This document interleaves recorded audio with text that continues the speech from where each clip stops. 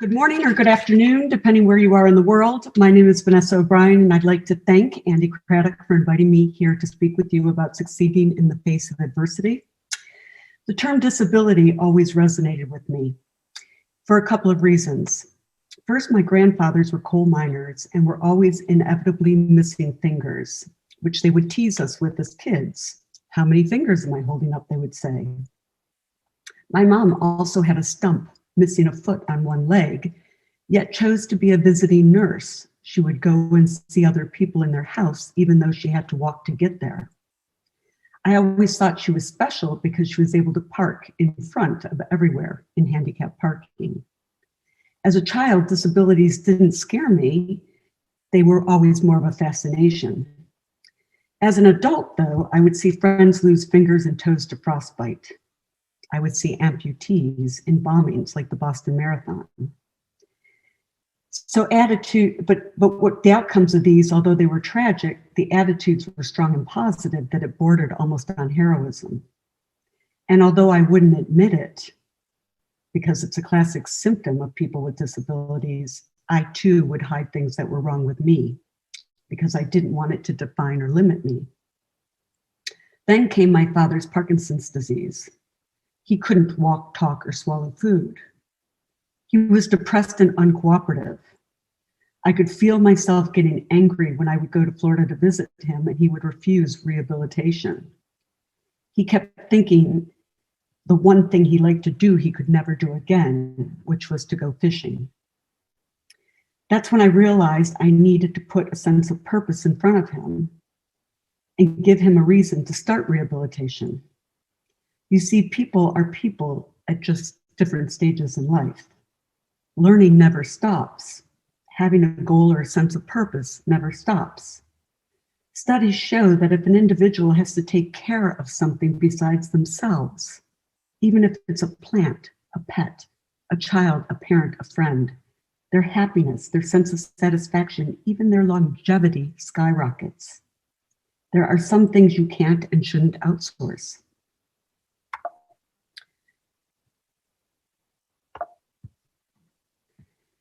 I called this presentation 1 Billion United because when I Googled how many people live with disabilities in the world, guess which number popped up?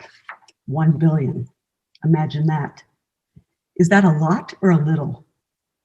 Well, it's roughly 1 in 7 people in the world, or 15%. Of course, disabilities are not evenly distributed.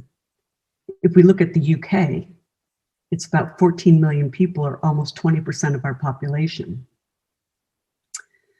So that's 1 out of every 5, higher than the world average. US is similar to the UK. So without even defining what a disability is, I'm going to make a bold statement. No one willingly asks for a disability. No one says, please give me this when I grow up, or I want to be born this way. Which is why over the last decade, the United Nations has changed the view on disabilities. There's been a paradigm shift, and the paradigm shift no longer looks at a person with disabilities as an object to be fixed through medical treatment, but a subject with rights and choices as to how he or she wants to live and what treatments, if any, he or she wants to use. Persons with disabilities are no longer objects of charity or social welfare or even a burden on society, but active members of society with something to contribute. Even the term disability was shifted from an individual to the interaction between individuals and members. Finally, people with disabilities were granted avenues to defend their rights, complaint mechanisms, advocacy to change society so society becomes more enabling and accommodating. Now, more importantly, the UN Convention did not explicitly define disability, but called it an evolving concept. If we take something like ADHD, attention deficit hyperactivity disorder, which I like to joke is both a deficit and a disorder, a double whammy, if you will, that's how we easily get society to 20%. The most important thing the UN noticed is that the disability results from the interaction between persons with impairments and the attitudinal and environmental barriers that hinder full and effective participation in society on an equal basis with others. That's huge. That's where the disability comes in. And then they state the obvious.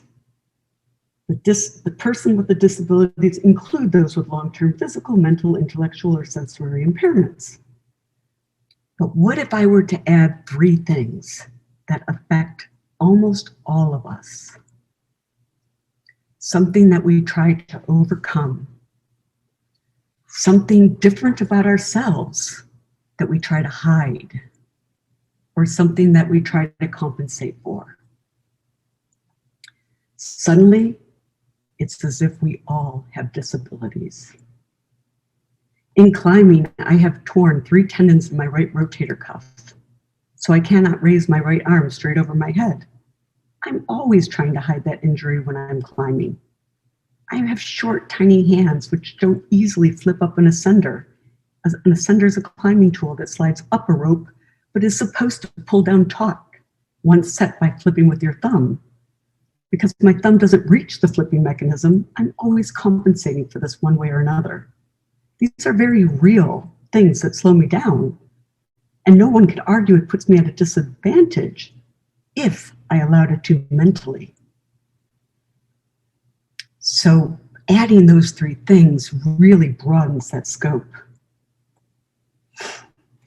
Now, it would be disingenuous for me to tell you that the road ahead is easy, and to give you some inspirational account how the road is paved with gold ahead of you.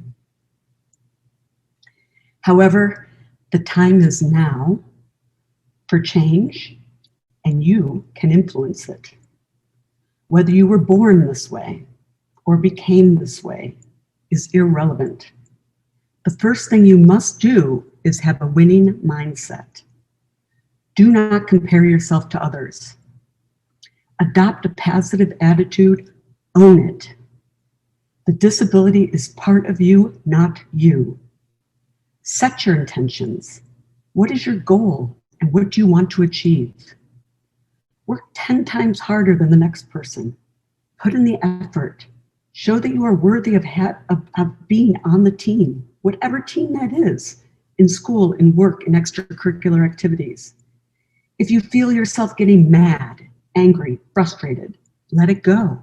Privately, vent, scream, throw things, cry, yell, get it out of your system. Have your meltdown. Then get back to real life. There are no shortcuts to the top. If you feel yourself complaining, whining, going through the poor me, shrugging your shoulders, saying this sucks, shutting down and becoming depressed, you know you're on the right track. Take a day off. Then get your act together. You knew this road was going to be tough, but you're tougher. Want to let something go? Write it down. Burn it. Bye-bye. Put it on a raft in your mind. Let it float away. Don't hold grudges. It's way too much energy. The event or the other person is not worth your time and energy. You're on the road to success. If you haven't failed, you haven't tried. This is about putting yourself out there, taking risks. Everyone who takes risks fails. It's okay to fail. You must fail, in fact, because you learn what to do better next time. Learn to hear the word no. Don't take it personally. Take it as a challenge. Signal to people how you want to be treated. I feel like disabilities has caused social confusion, much like feminism did. Can men open doors for women, or will they get yelled at and have the door slammed in their face? Men don't know what to do. Same for disabilities. People don't know what to do, so help guide them. If you want someone to open the door, ask for help. If someone offers to help you and you don't want help, thank them anyway. Ensure social exchanges are open and pleasant, including visually. There's nothing worse than a disability that is like the proverbial men staring at large breasts. Make it okay. Avoid the taboos. Remember, you cannot fail unless you give up. One game is not a match, and life is a series of games. Channel all that enthusiasm and energy into something productive like advocacy, and you will make a difference in the world. I was listening to Jose Mourinho, who you will know as a coach. I can't even put him to one team anymore. But he was talking about Darwin. And what I liked about his reference is he was referring to success, not as the strongest or the most intelligent, but the one most responsive to change. Are you going to be responsive to change? Society is changing now to embrace people with disabilities. 1 billion, 20%, 1 in 5 where you live. You can influence this change. Just like Martin Luther King influenced the course of race relations by saying, I have a dream. Think of where advocacy has come with Black Lives Matter today. Black people in the US are only 12% of the population. 12%. On a global basis, 1 in 7 is 15%, and in the UK it's 20%. But people with disabilities have been shamed and embarrassed and have not yet raised their voices. I know in climbing, when I'm confronted with something so enormous, it's outside of my comfort zone, I like to break it down into digestible pieces. And my mantra is always, who are you when no one is looking? Which reminds me to be the best I can be. This is a picture of K2, which is the second tallest mountain in the world. It's only 239 meters shorter than Everest, but much harder to climb. For every 4 that climb, 1 dies. I like this picture because any sane person might walk to the base of this mountain, look up, and run in the other direction. They would be right to do so. Those red spikes at the very bottom are not people. They are simply the tallest mountains in the world, starting with the Burj Khalifa on the left. The tallest building. This is what man can do versus what nature can do. There's an enormous difference. Luckily, a mountaineer doesn't stand at the base of the mountain and look at the summit first, or we too would run in the opposite direction and fail. We view the summit like a puzzle, picking out the ridges, looking at climbing routes, researching, and breaking it down into digestible pieces. We look at possible ridges first. Okay, how can we break this down? Where would we climb? Okay, how many camps would it take to get there? I could probably get to that 1. Yeah, okay. If I can get to 1, then I can go from 1 to 2. Then I can go from 2 to 3. I can go from 3 to 4. And then I can easily go from 4 to that star. And suddenly I'm not looking at this enormous puzzle, but something much, much easier to do. This, to me, would be a winning formula for climbing or moving the mountains before you, too. But there's one more trick, and that's humor. You must keep your sense of humor. I want to show you a short video of a comedian with disabilities.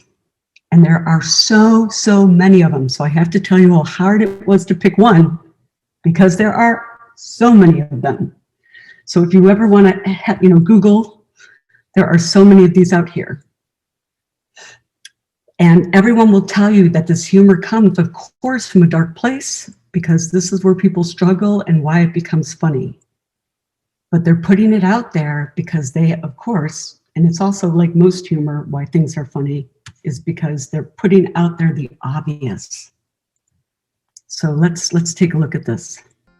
The headlines of your life so we know a little bit more about you before we start. Sure. So obviously I have a disability. I think the technical term for it is being very handsome.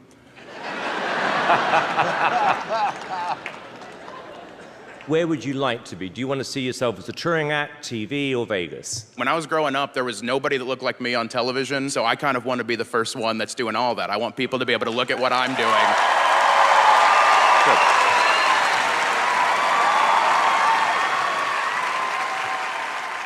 All right, well, good luck. Thank you so much. Thank you, thank you. So I love being a stand-up comedian. This is what I always wanted to do. The other thing I wanted to be was a pro wrestler. That's the absolute truth. I had a name picked out and everything. I was gonna be the Cripple Threat. That was clever. But people will ask me dumb questions all the time. I'll get this one a lot. They'll be like, hey, Ryan, is that genetic? Yes, because you see, my mom was Irish and my dad was a lobster.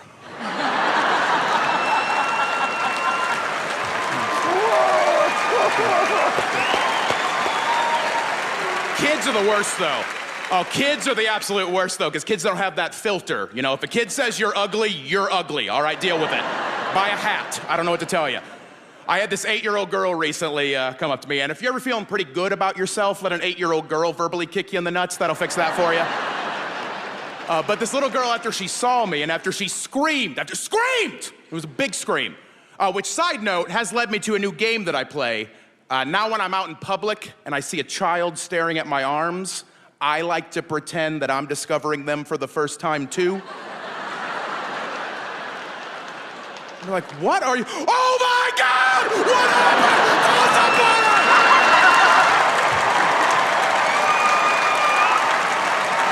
And that's why I'm not allowed at Toys R Us anymore, so.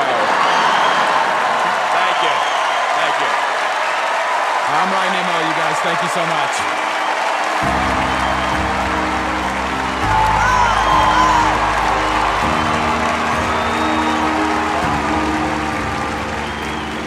I think you are amazing.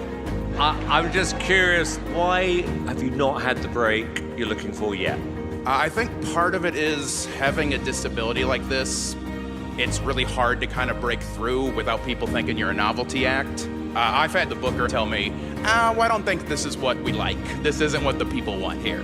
So He's the one with the disability, not you, trust me. That's why you're here. Thank you. You are brilliant. You are real, you are authentic, you are funny, you are a star. There is not a room that you should not be allowed to play in, and I believe that you should be in the finals here. I love you. thank you. Thank you so much. I appreciate that. You're freaking funny, and I just want more. I want to know your next tour dates. I'm gonna be your roadie. You're brilliant. Thank you. I mean, literally everything about you just screams, I am awesome, I am funny, I am the real deal. Hit him with a dab. Howie, yes or no? Yes. 2 yeses. Yeah, I got 3 yeses. I actually know how many people are in this theatre, so you have 4,104 yeses. Great. So, really, the last slide was really just open for questions, so I don't have to show that one, but lots of themes coming out here, but it's not impossible. You can make a difference, and the time is now.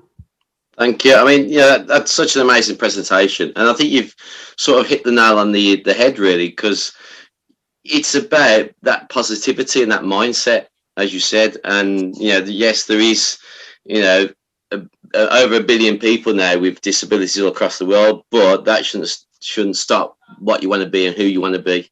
And I think, it's relevant in the times now, how things are changing over the world.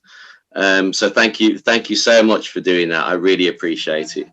And hopefully that, if with your consent, we can share that to our specialist colleges as well, because I think it's really relevant to the what's going on in the world now. There is that stigma, there is that kind of lack of awareness in the community, and that kind of people are frightened because of the lack of education, or just because they're reluctant to open themselves up to disability or issues that really don't concern them. But as you say, it's that we're in the world now that's changing, and we need to be together, and it's through positive actions, which we inspire positive outcomes. So thank you. Yeah, I mean, in doing the presentation, I learned a lot. I learned that this is no longer, why I started with definitional change from the UN, this is no longer what it was. The whole definition has changed. And so many people now have, with the broadened definition, disability affects so many people that this is not what it was in the past. Absolutely. So I think really the time is now to affect change. What I would say is, we need some really good vocal spokespeople for this to, move that change a little bit faster. Mm-hmm. And I think probably things that happen to us, like COVID and adopting Zoom and some of these things that have happened to our life, will make it easier so that we can, adopt technology. So, we can communicate in easier ways, and we don't have to necessarily. Absolutely. I mean, it's a kind of catch-22 because it works both ways as well. Because even people with disabilities, because they believe themselves that with their disability they can't do nothing, it's caught in that kind of trap that thinks, well, I've got a disability, I can't do it. But by looking at people who've inspired so many people throughout, the Paralympics and the world now, that's got to be a misconception. You can achieve anything that you want to put your mind to, and in different ways of using different devices or communication or different technology. So you're right. The time is now, and we need to do something about it, I think. So thank you. Yeah, absolutely. It was interesting, even those comedians who were on that last sort of the best of with Simon Cowell. There was one who couldn't speak at all, and he spoke through a machine. That's right. But the point is, he's hilarious because he's sharp, and the things he's saying to the audience are very clever. So whatever it is, it's more what you want to do and not having the limitations set upon you. I think people have to think about what they want to do and go in that direction, and that's where it starts, to follow a dream. Absolutely. Vanessa O'Brien, it's been a pleasure to watch your presentation. It's been a pleasure to speak to you, and I hope we can continue to converse across the Atlantic, etc., and build on this idea of bringing people together. So thank you so much. You take care. Thank you. Okay. All right. Bye-bye.